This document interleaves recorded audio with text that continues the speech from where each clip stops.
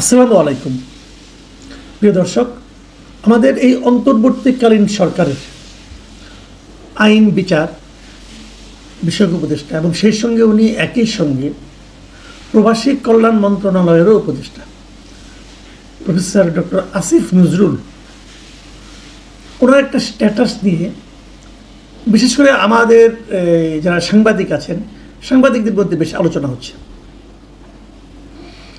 এবং সেই আলোচনার ঢেউ একটু হলেও আমাকেও ধাক্কা দিয়েছে। তো এই বিষয়টা আমি আসলে ওনার স্ট্যাটাসটা প্রথমে দেখিনি। আজ সকালে আরেকজন সাংবাদিক এবং যার লেখার আমি বিশেষ ভক্ত মিস্টার হাসান শান্তনু, উনি ওনার ফেসবুক পেজে স্ট্যাটাসে লিখেছেন যে আমি ওখান থেকে প্রথম দুটো লাইন আপনাদের পড়ে শোনাই। উনি লিখেছেন, অন্তর্বর্তী সরকারের উপদেষ্টা হতে আইন উপদেষ্টা আসিফ নজরুলের কাছে তদবির করেছেন অন্তত 5 থেকে 6 জন সাংবাদিক। এই তালিকায় আছেন টিভি চ্যানেলের টকশো অনুষ্ঠানের অতিথিও। তারপর হাসান শান্তনু সাহেব প্রশ্ন করেছেন যে তারা কারা, এবং ওনার দ্বিতীয় প্রশ্ন, আসিফ নজরুল কি সত্য কথা বলেছেন, এবং ওনার তৃতীয় প্রশ্ন, নাকি তিনি এই বক্তব্যের মাধ্যমে ডেইলি স্টারের সম্পাদক মাহফুজ আনামের লেখা এক কলামের কথিত জবাব দিয়েছেন। হাসান শান্তনুর এই লেখাটা আমি আজকে সকালে ফেসবুকে দেখেছি এবং তার কিছুক্ষণের মধ্যে বাকি দিনে কমপক্ষে 3 জন লোক যারা আমার কাছে গুরুত্বপূর্ণ, এদের মধ্যে আমার আপন ভাই একজন আছেন, তারা আমাকে আরও কয়েকটা সোশ্যাল মিডিয়ার লেখা অথবা ভিডিও পাঠিয়ে বলেছেন, সেখানেও এই একই কথা বলা হয়েছে যে উনি নাকি এই ধরনের একটা স্ট্যাটাস দিয়েছেন। এবং আমার ভাই আমাকে প্রশ্ন করলেন যে তুমিও কি এর মধ্যে আছো? তো আমি বললাম যে আমি থাকলে তো তুই জানতি, নাকি না হতে পারে যে তোমার হয়নি বলে তুমি আমাকে জানাওনি, কারণ তোমার সঙ্গে তো আসিফ নজরুল সাহেবের একটা সম্পর্ক আছে, তুমি তার সঙ্গে ইচ্ছা করলে যোগাযোগ করতে পারো। তো হ্যাঁ আছে, আমি অস্বীকার করি না, আসিফ নজরুল সাহেবকে আমি চিনি, উনিও আমাকে চেনেন, কিন্তু আমি তো ওনার সঙ্গে যোগাযোগ করিনি এই নিয়ে। এখন আমি ওনাকে চিনি এই বিষয়টা যারা জানেন তারা সবাই সন্দেহ করতে পারেন। আর ওই যে দুটা ক্যাটাগরি আসিফ নজরুল সাহেব উল্লেখ করেছেন যে সাংবাদিক এবং টিভিতে টকশো করেন, এই দুটোই তো আমার সঙ্গেও মিলে যায় একটু, তো মিলে গেলে আমার জন্য বিব্রতকর। এখন আমি বরং আসিফ নজরুল সাহেবের স্ট্যাটাসটাকে পড়ি, তারপরে আমার জবাবটা আমি দিই। আসিফ নজরুল সাহেব এই স্ট্যাটাসটা দিয়েছেন গত শুক্রবার, মানে 4 জুলাই, এবং ওই দিন গভীর রাতে উনি স্ট্যাটাসটা দিয়েছেন এবং উনি লিখেছেন, গত বছর উপদেষ্টার দায়িত্ব নেওয়ার পর, মানে এটা কিন্তু রিসেন্ট না, যখন উনি দায়িত্ব নিয়েছেন তখনই, দায়িত্ব নেওয়ার পর অনেকে আমার সাথে যোগাযোগ করেন, 5-6 জন যোগাযোগ করেন উপদেষ্টা হওয়ার জন্য। তাদের অধিকাংশই সাংবাদিক বা টকশোর আলোচক হিসাবে পরিচিত। আমি তাদের বিনয়ের সাথে বলি, ইউনূস স্যার খুব প্রয়োজন না হলে নতুন কাউকে নিতে চান না, এবং সেটাও কেবল ছাত্র উপদেষ্টারা রাজি হলে সম্ভব। এখানে আমরা দুটো তথ্য পেলাম। 1 নম্বর তথ্য হলো যে ওনার কাছে 5-6 জন সাংবাদিক, সিনিয়র সাংবাদিক, যেহেতু উপদেষ্টা হতে যাচ্ছেন নিশ্চয়ই সিনিয়র হবেন, এবং যারা টকশো করেন এমন 5-6 জন ওনার সঙ্গে যোগাযোগ করেছেন উপদেষ্টা হতে চেয়ে তদবির করার জন্য। আর দ্বিতীয় একটা তথ্য পেলাম যে ছাত্র উপদেষ্টাদেরকে রাজি না করিয়ে কোনো উপদেষ্টা নিয়োগ করা সম্ভব হয়নি। সেই সময় পর্যন্ত ছাত্র উপদেষ্টা কারা ছিলেন? মাহফুজ আলম ছিলেন, নাহিদ ইসলাম ছিলেন, এবং আসিফ মাহমুদ সজীব ভুঁইয়া ছিলেন। তাহলে বোঝা গেল যারা উপদেষ্টা হয়েছেন তারা এই 3 জনের অনুমোদন ক্রমেই হয়েছেন। এটা আমাদের জাতির জন্য অবশ্যই একটা নতুন ধরনের খবর। ঠিক আছে, সেটা নিয়ে আলোচনা না হয় আরেকদিন করা যাবে। এখন আমি আসিফ নজরুল সম্পর্কে ওনার স্ট্যাটাসের আরও একটু পার্ট পড়ি। তো উনি বললেন যে তারপর কাউকে যারা ওনাকে তদবির করেছেন তাদেরকে নেওয়া হয় নাই। তারপরে খুব অভিজ্ঞ দক্ষ পেশাজীবী যেমন ওয়াহিদুদ্দিন মাহমুদ স্যার, ফয়জুল কবির খান, ওনাদেরকে নেওয়া হয়েছে, এবং আরও পরে 3 জনকে নেওয়া হয়েছে, যেমন আবরার হোসেন, আবরার ভাই, আকিজ বশির ভাই ও ফারুকি, এদেরকে অন্তর্ভুক্ত করা হয়েছে। এরা নাকি 3 জনই অত্যন্ত করিতকর্মা মানুষ, মানে আসিফ নজরুল সাহেবের ভাষায় এগুলো উনি নিয়োগ করেছেন। এবং তারপর স্যার সিদ্ধান্ত নেন যে কোনো অবস্থাতে আর নতুন কাউকে নিয়োগ করা হবে না। এটা ওনার স্যার মানে ডক্টর ইউনূস সাহেব সিদ্ধান্ত নিয়েছেন, খুব ভালো।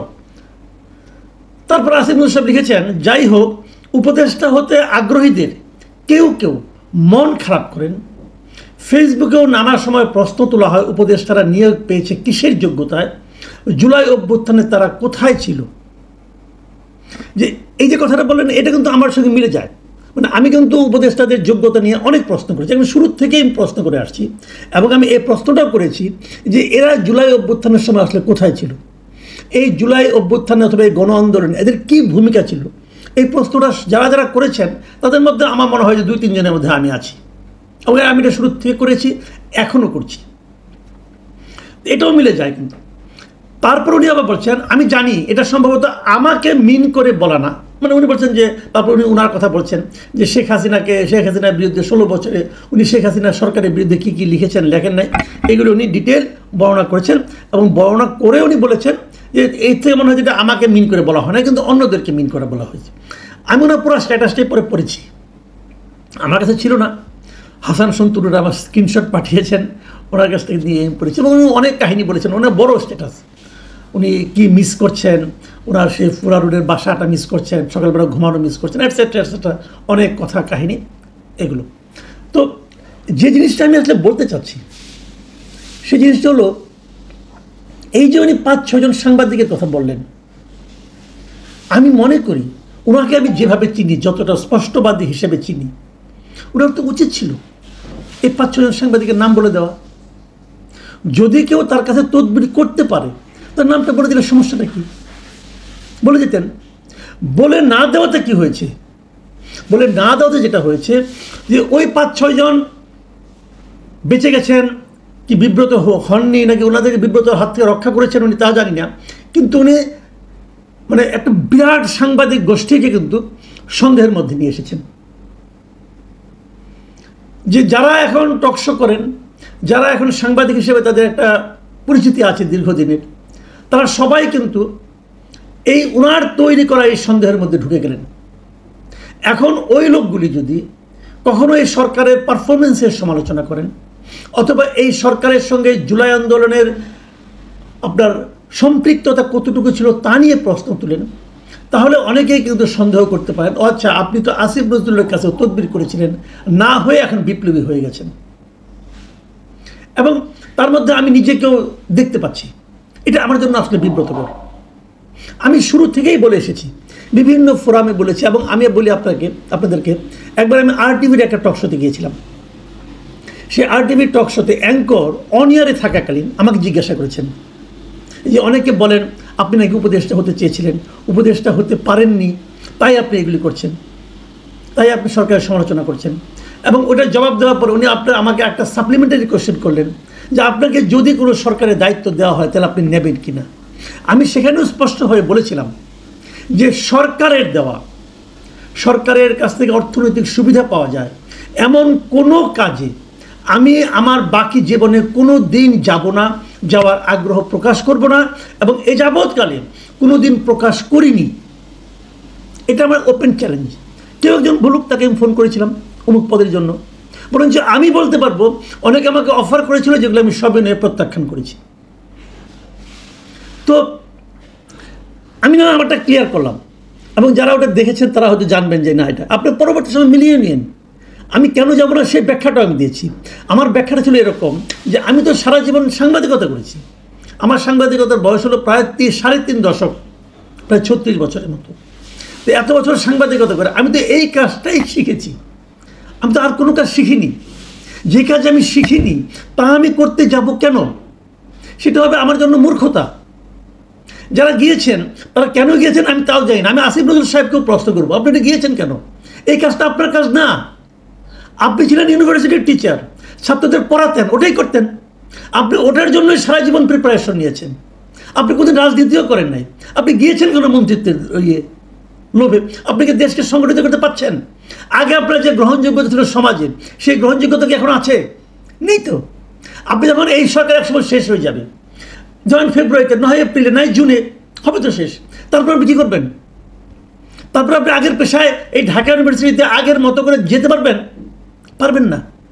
তো এই ভুল আপনি কেন করেছেন? আমি এটা ভুল মনে করি। উনি লোভে পড়ে গিয়েছেন তা কিন্তু আমি মনে করি না। হয়তো লোভ নাই, হয়তো উনি একটা ভালো মন নিয়ে গিয়েছেন, কিন্তু এই কাজটা আপনি শিখেন নাই।